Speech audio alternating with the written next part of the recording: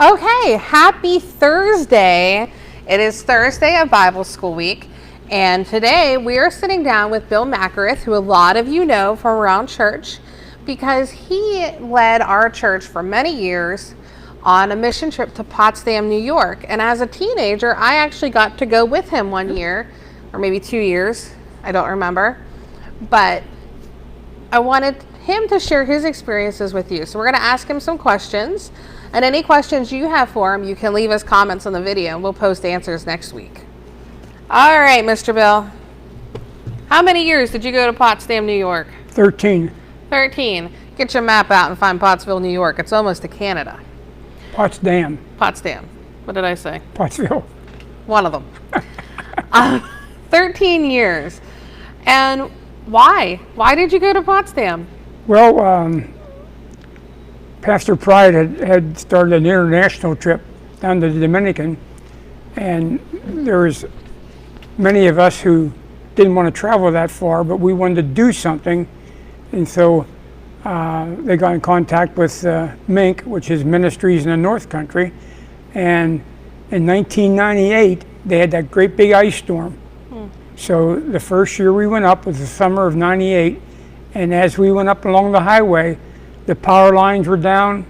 They still hadn't been able to get them fixed yet, but it was devastating to the people who lived up there.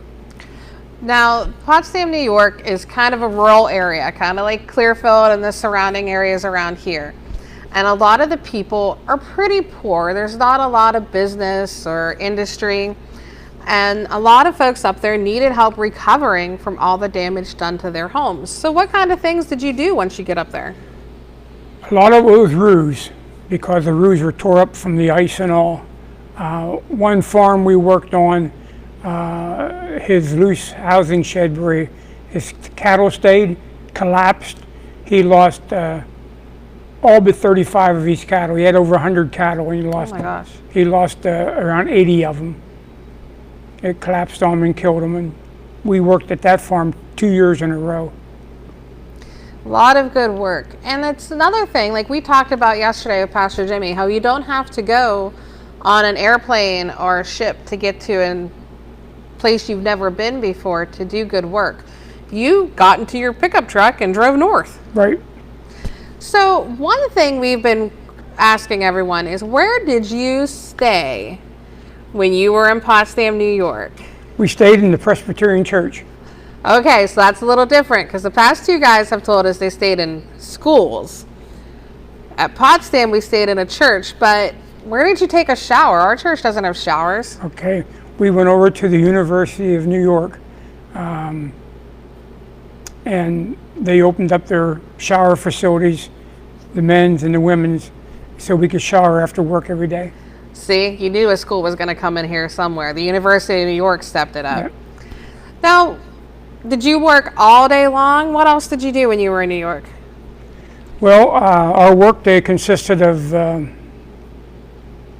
at least we were on the job at 8 o'clock, so we got up around 6 for breakfast and all, and we worked till mostly 4:30, 5 o'clock, and then we came back, had supper, and then we did things. We would, one time they went into the Olympic training grounds there in New York. We went to Messina, where the Eisenhower locks are on the St. Lawrence River. So we did traveling, but it had to be short trips, Yeah. because of the evening and all. And then every evening we had a devotional time before we went to bed. I remember when the year I went, every morning a person was randomly picked to do the morning devotion, and the same thing in the evening, and somebody always brought a guitar so we could sing. And I remember having a lot of fun. I think we might have taken skateboards along with us and kind of meandered our way through the town. It was a cute little town, and the church was kind of central, so you could go to the parks and things. Yep. And do general teenage stuff.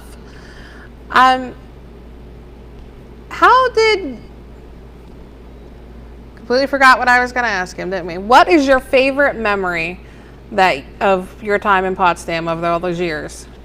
Oh, there's a lot of good ones, but probably one of the best ones was this farm I was telling you about. The kids would come to us and say, "Why are you helping us? Why are you doing this? We can't pay you." We said, "No, this is our gift from you, from our love for God and for people. You need help, and we're going to help you." And they couldn't get over that. And one thing we did is we would give Bibles to the people we worked for or worked with, and we give the adult Bibles to the adults and kid Bibles and all. And the first year on this farm, we took the attic, which the roof was just completely deteriorated, and made 2 bedrooms because their family was growing. And the next year we went up, the kids ran to us and said, "We're going to church and Sunday school now." So our gift to them also led to the fact that they saw a need of praising the Lord. Yeah. And that was tremendous. That was great. Well, one thing we've been asking everyone, because our kids seem to be very interested in about food, and we asked Bob about the Dominican Republic if he got to have McDonald's, and no McDonald's in the Dominican. Who cooked for you guys? Charlene cooked, Rodkey. So you took the ladies with you? Oh yeah, we had men and women with us. Mrs. Streeter. We had good food. I mean, we ate good. Don't get me wrong, we ate good, and it was our own people who prepared our food for us. And then people from Potsdam and from Mink would bring food in too. They would donate food to us, and on a Sunday we get up there on a Saturday night, and Sunday we'd go to church, and then Sunday at noon meal was all prepared by the people of the church. So we were well fed. You always eat well on mission trips. Yes, we do. That's God's love right there. That's right. Now you brought one of your shirts with you, right? Yep. Can we see it?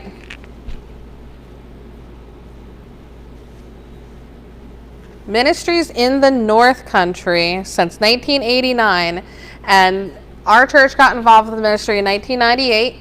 This is a 2001 shirt. It's older than most of you guys. And you went from 98 to 98 to 13 years later. 2010, and then they had another trip that I couldn't go on. So actually, they went up for 14 years. Wow. What a great ministry we were part of. And now, I also wanted to ask you, because we have just like 2 more minutes left with Bill, we have a program called Presbyterian Hammers, still running here, that's similar work to what you guys did in Potsdam, but right here in Clearfield. And you're part of that group, right? Yeah, most of the work we do, our biggest job is building ramps for handicapped people. But we fixed windows and roofs and doors and put additions on. We've fixed steps, porches, work at the individual person, mostly elderly, can't do themselves. So we help them out. Very neat. So go grab your Make a Mark bingo sheets and choose something to do today that's spreading God's love nearby, just like Bill and his team spread love nearby to Potsdam, New York, and continue to spread love nearby in Clearfield to those who need a little better access to their homes. I'd like to say something else. Absolutely. One of the things I enjoyed most of all was we had Bill Hand, who was our head carpenter, and men, Ron, I forget his last name, from Currensville, who was our guide on the trip. We had men who took charge of the activities and all, and we carpenters showed the kids how to do the work and all. But my favorite memories is how many teenagers that went and worked, and they worked hard.